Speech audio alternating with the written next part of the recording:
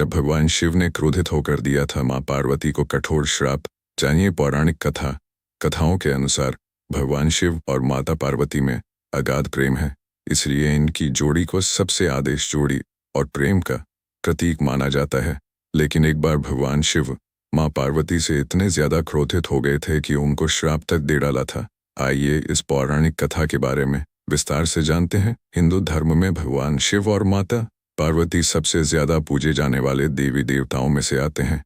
माना जाता है माता पार्वती ने अनेकों कष्ट सहते हुए जन्मों तक कठोर तपस्या करके भगवान शिव को पति के रूप में पाया था। मान्यता के अनुसार अखंड सुहाग और पति की लंबी उम्र के लिए माता पार्वती का व्रत किया जाता है और माता पार्वती के साथ भगवान शिव की पूजा की जाती है। भगवान शिव और माता पार्वती की जोड़ी अगाध प्रेम का प्रतीक और आदर्श जोड़ी मानी जाती है। लेकिन एक बार भगवान शिव माता पार्वती से इतने ज्यादा नाराज हो गए थे कि उन्होंने माता पार्वती को श्राप तक दे दिया था। आइए जानते हैं ये पौराणिक कथा के अनुसार माता पार्वती ने 108 जन्मों की घोर तपस्या के बाद भगवान शिव को पति के रूप में पाया था। मां पार्वती का भगवान शिव के प्रति अगाध प्रेम था। एक आदर्श पत्नी की तरह मां पार्वती भगवान शिव की सभी बातों का पालन करती थी और जब भगवान शिव कुछ बोला करते थे तो उसको पूरे ध्यान से सुनती थी। एक बार भगवान शिव मां पार्वती को ब्रह्म ज्ञान देने के लिए सृष्टि की कथा सुना रहे थे। कथा सुनते मां पार्वती किन्हीं दूसरे विचारों में खो गई। जैसे ही भगवान शिव को इस बात का एहसास हुआ कि मां पार्वती उनकी बातों पर ध्यान नहीं दे रही हैं, तब उन्होंने मां पार्वती से पूछा कि क्या आप मेरे द्वारा सुनाई जा रही कथा को सुन रही हैं? लेकिन मां पार्वती कहीं और खोई हुई थी, इसलिए उन्होंने भगवान शिव के सवाल का कोई उत्तर नहीं दिया।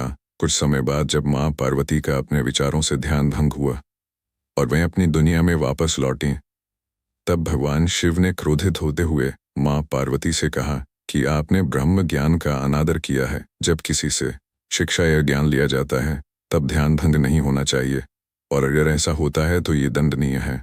इसके बाद भगवान शिव ने दंड स्वरूप मां पार्वती को श्राप दिया कि अब आपका जन्म किसी मछुआरे परिवार में होगा। आप तो महादेव के भक्त हैं तो उनके साथ कैलाश पर्वत में जाना चाहेंगे तो चलिए। मां पार्वती को अपनी गलती का एहसास हुआ, पर तब तक काफी देर हो चुकी थी और भगवान शिव उनको श्राप दे चुके थे। अब दुख में डूबी हुई मां पार्वती मछुआरों के एक गांव में पहुंची।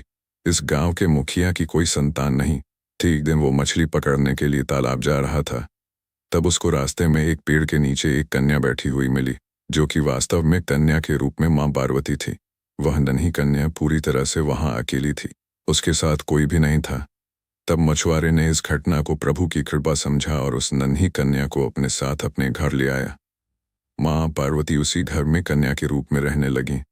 इस तरह मां पार्वती को अपना एक जन्म भगवान शिव के श्राप के कारण मछुआरे के घर में काटना पड़ा।